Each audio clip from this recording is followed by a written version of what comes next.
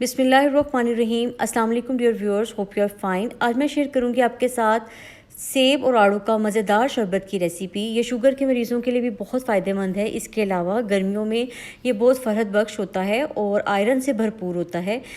अगर हमारे पास ताज़े फल हों तो हमें चाहिए कि हम ताज़ा फलों का ही जूस बनाएं। प्रिज़र्व हम सिर्फ उन फलों के जूस को करते हैं जो सारे सीज़न में हमें नहीं मिलते और लॉन्ग टर्म के लिए हम उसको बना के रख लेते हैं। तो यहाँ पर मैं आज दो तरह की आपके साथ फ्रेश जूस की रेसिपी शेयर करूँगी, आड़ू और सेब की और फालसे की। अफादियत में भरपूर है। ये मैंने यहाँ पे फ्रेश आड़ू लिए हैं और इनके हम पीसीस करके इनको अलग कर लेंगे। आप देखें कि इसका जो हार्ड वाला सेंटर पार्ट है मैंने वो भी निकाल दिया है। इसकी स्किन को मैंने यानी इसके छिलकों को मैंने रिमूव नहीं किया। यहाँ पर मेरे पास जूस वाला सेब है, ये शामिल करेंगे।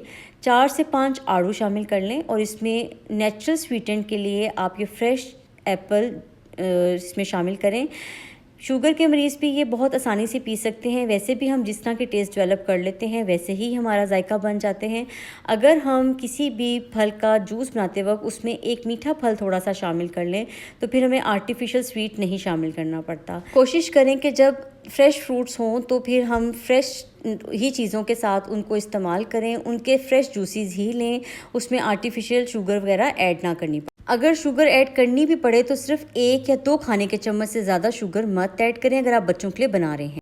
और आधा चाय का चम्मच मैं यहाँ काला नमक का इस्तेमाल करूँगी। यहाँ पर मैंने जो आम खाने का नमक होता है उसका इस्तेमाल नहीं किया। ये नमक फ़ायदेमंद होता है, हाजमे का काम करता है।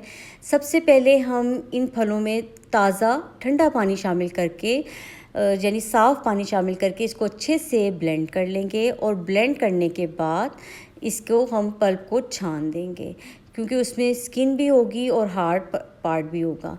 तो यहाँ पर सबसे पहले आपने इसको अच्छे से जितना अच्छा आप इसमें मिक्स कर सकते हैं उतना अच्छा इसको आप ब्लेंड कर लें।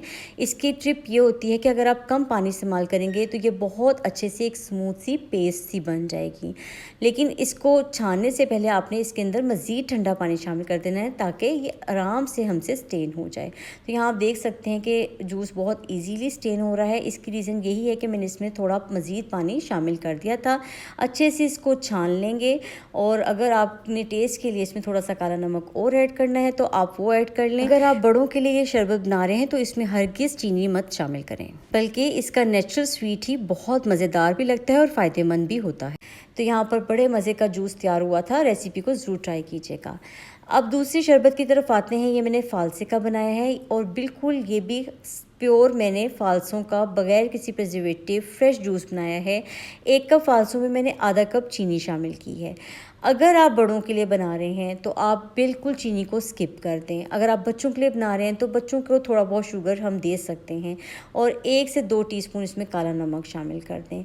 इसमें भी पहले हाफ़ लेवल तक हम पानी शामिल करेंगे और इसको अच्छे से ब्लेंड करके हम इसको छान लेंगे।